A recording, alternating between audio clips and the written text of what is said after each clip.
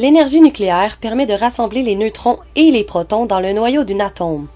Elle est utilisée au quotidien afin de produire de l'électricité. Un grand débat s'est toujours installé au sujet de cette énergie, dont la création peut être nocive et dangereuse. À notre époque, les enjeux sont énormes puisque plusieurs études démontrent à quel point les centrales nucléaires sont néfastes autant pour l'environnement que pour la santé. De ce fait, beaucoup de centrales ont été fermées et déclassées partout à travers le monde. Avec l'incident de Fukushima, la population mondiale s'est levée à cette cause. De grandes inquiétudes concernant les travailleurs exposés à ces dangers ont été soulevées et le sont encore.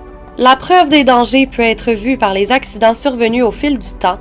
Seulement entre 2010 et 2012, nous pouvons en compter 6, dont la Belgique et les États-Unis. La liste est très longue et préoccupe la population à l'échelle planétaire. Et nos centrales à nous? Qu'en sera-t-il des centrales restantes?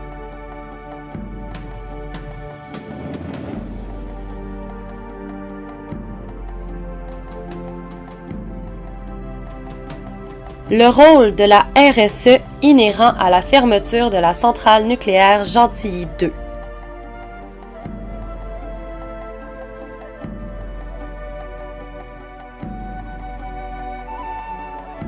Plusieurs groupes de pression ont fait rage durant les débats précédant la fermeture de Gentilly 2 au Québec. On prône le manque d'études de la part d'Hydro-Québec et les méfaits de la centrale sur l'environnement et la santé. Alors, produire de l'énergie nucléaire au détriment de la santé de la population et de la nature, dans le but unique de faire du profit, c'est pas souci de ses citoyens. On ferme Gentilly 2. On ferme Gentilly 2! Si Gentilly 2 gardait ses portes ouvertes, une externalité négative selon les groupes de pression aurait été la contamination des sols et de l'eau par les déchets toxiques et radioactifs. Cette eau prendra plus de 7 ans avant d'être totalement décontaminée. Les groupes de pression réclament des études de la part d'Hydro-Québec qui devrait agir de commun accord avec le gouvernement du Québec de façon responsable, autant envers ses citoyens, travailleurs et son environnement. Les déchets au Québec sont à la limite du maximum imposé aux États-Unis, ce qui est alarmant puisque ce chiffre ne concerne que Gentilly 2. La norme américaine est de 740 becquerels par litre. Ce chiffre de 695 becquerels est bien près du seuil maximum toléré par les Américains. Ils n'ont aucune étude de fait là-dessus. La radioactivité perturbe le fonctionnement de nos cellules vivantes puisque nos sens ne peuvent les détecter. La radiation tue ces cellules, ce qui cause la maladie et parfois même mène à la mort. On peut parler de malformations, mutations et cancers extrêmement présents dans les régions exposées. La leucémie est une des formes de cancer les plus répertoriées dans ce type d'environnement et en particulier chez les jeunes enfants. Le radon, qui est un gaz radioactif, serait d'ailleurs la deuxième cause de cancer du poumon après le tabac. On parle de 1,17 million de morts depuis 1945. Ce chiffre est établi selon les Nations Unies. Selon le Comité européen sur les risques de radiation, le chiffre serait de 61,1 millions. De plus, au niveau environnemental, le fait de se débarrasser des déchets radioactifs cause encore plus de déchets radioactifs, ce qui est un cercle vicieux duquel on ne pourra jamais sortir. Le gouvernement du Québec semble avoir du mal à concilier chacune de ses responsabilités dans ce débat. Il en phase énormément au niveau économique, sur la dette du Québec et les emplois de son peuple, mais rares sont les fois où la santé et l'environnement sont mis au premier plan. Ce sont des coûts très élevés pour rénover une centrale qui ne sera jamais une centrale neuve. Du point de vue déontologique, le gouvernement a une obligation de protéger sa population et son environnement en dépit de son entreprise et de l'énergie qu'elle produit. Il est bien observé par le gouvernement que cette énergie produite n'est d'ailleurs pas essentielle et pourrait être produite d'une manière autre et plus écologique. On parle d'un minime 2 à 3% de toute l'énergie produite au Québec. Les coûts liés au renouvellement de la centrale pour 30 ans seraient de 4,3 milliards de dollars alors que la fermeture définitive en coûterait 1,8 milliard. Toutefois, une externalité négative, selon eux, serait la perte de 800 emplois ou plus et d'une économie qui pourrait se décroître suite à leur décision.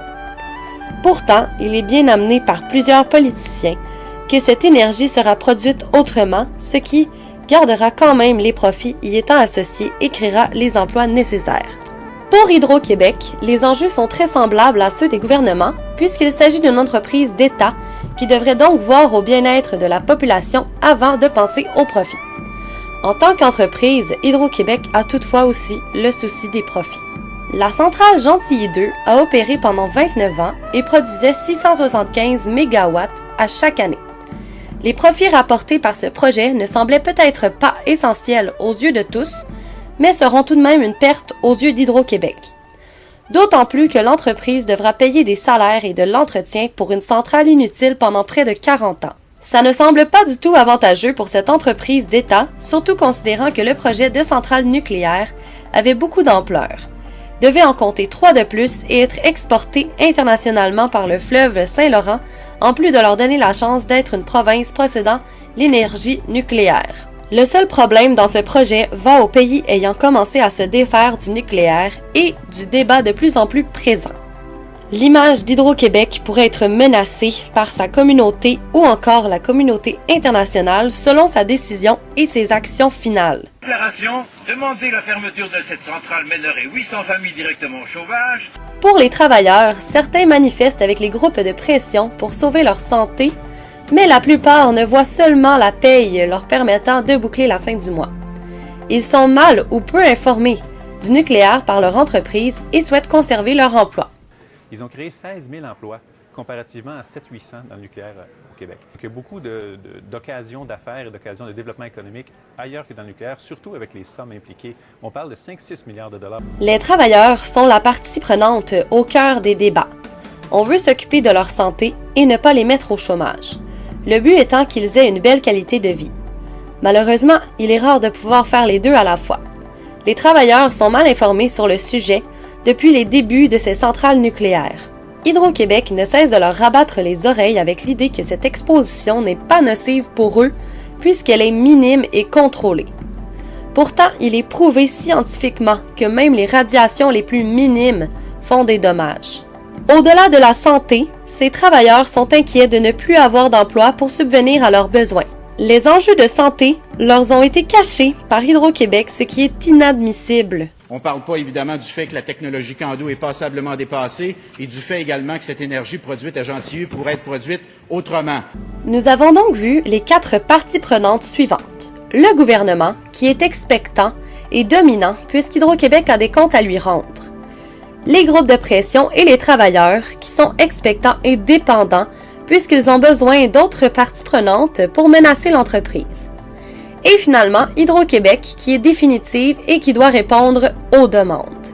De plus, selon les éléments de la RSE, la décision prise par le gouvernement du Québec était dans l'objectif, oui, de redresser l'économie, mais aussi de limiter les nuisances au niveau de la santé et de l'environnement, en plus de se montrer très réceptif socialement aux parties prenantes. Maintenant que la fermeture de Gentilly 2 a été annoncée officiellement, peut-être que celles restantes au Canada en feront de même. L'avenir est à l'énergie verte.